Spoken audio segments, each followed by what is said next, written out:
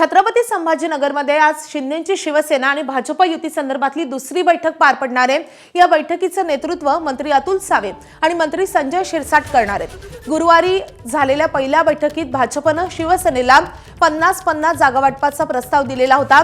मात्र पहिल्या बैठकीत अजित पवारांच्या राष्ट्रवादीला निमंत्रण नव्हतं। अशातच आज त्यांना निमंत्रण जाईल का याकडे सर्वांचं लक्ष आहे। दुपारी 3 वाजता हॉटेल रामा इंटरनॅशनल इथे बैठक पार पडणार असून बैठकीत जागा वाटपाचं स्वरूप आणि युतीची अंतिम रूपरेषा यावर चर्चा होईल।